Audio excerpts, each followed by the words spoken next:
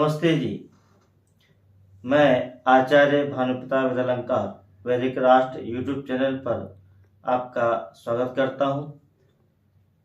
ईस्वी नववर्ष दिवस है या खतना दिवस है। ईसाई संप्रदाय में यह नववर्ष मनाया जाता है और 2022 ईस्वी नववर्ष के रूप में लोग मनाते हैं, पर वास्तव में यह ईसा का खतना हुआ था और इसके लिए मैं आपको कुछ उदाहरण देना चाहता हूँ।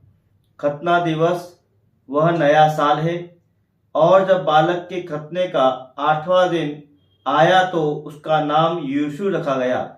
उसे यह नाम उसके गर्भ में आने से पूर्व भी पहले स्वर्गदूत द्वारा दिया गया था। लूका 2:21 यह ईसाई समाज के बाइबल से संबंधित ग्रंथ है। मूसा के नियमानुसार ईसा का लिंग चर्म छेदन संस्कार खतना हुआ था। ये जो खतना है यह मुस्लिम और ईसाई दोनों में यह कुरीतियां प्रचलित है। जब बच्चा 8 दिन का हो जाए तब उसका खतना करना। हर एक लड़का जो तुम्हारे लोगों में पैदा हो या कोई लड़का जो तुम्हारे लोगों का दास हो उसका खतना अवश्य होगा। 8वें दिन बच्चे का खतना होना चाहिए। ये नई अवस्था 12 दिन में कहा गया है।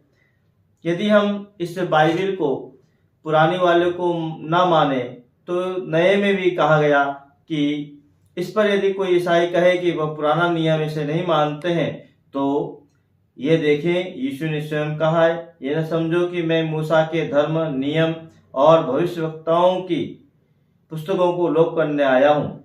लोप करने नहीं परंतु पूरा करने के लिए आया हूँ। मैं तुम सबसे सच कहता हूँ कि जब आकाश और पृथ्वी समाप्त नहीं हो जाए तब तक मूसा की व्यवस्था का एक शब्द और एक एक अक्षर बना रहेगा।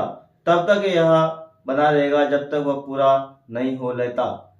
मत्ती 5:17 और 18 ये इस प्रकार से यहाँ मैंने आपको कुछ उदाहरण दिए हैं कि 8वें दिन बच्चे का खतना होना चाहिए। खतना दिवस यह नया साल है, इसलिए बंधुओं ये विचार करना चाहिए कि यह नववर्ष वास्तव में हमारा नववर्ष नहीं है। नववर्ष पर हम शुभकामनाएं देते हैं। यह शुभकामनाएं और बधाई हमारे लिए उपयुक्त नहीं है।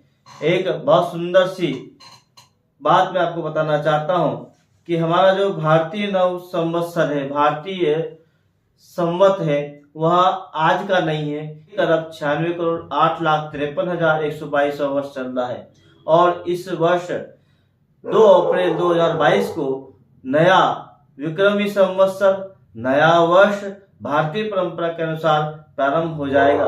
5,122वां यह कलयुग का समय चल रहा है। इसलिए आओ हम अपने जीवन के अंदर, हम अपने समाज के अंदर इस चीज को अवश्य रूप से जाने कि यह नववर्ष नहीं है तो खतना दिवस है। इस दिन ईसा का खतना हुआ था और साथ में एक विशेष बात यह भी है कि हम इस समय अनेक रूप में किसी भी रूप में देखें तो नववर्ष नहीं है। न तो इस समय मौसम सुंदर चल रहा है, न बजट अर्थात आर्थिक रूप से नववर्ष भी मार्च और अप्रैल में चेंज किया जाता है, परिवर्तन किया जाता है। बच्चों की परीक्षाएं भी होती हैं और जो भी सत्र का परिवर्तन होता है वह सब विक्रमी संवत्सर, नव संवत्सर, भारतीय संवत्सर जो कि चैत्र शुक्ल प्रतिपदा पर आता है, उसी दिन यह हमारा नववर्ष होता है।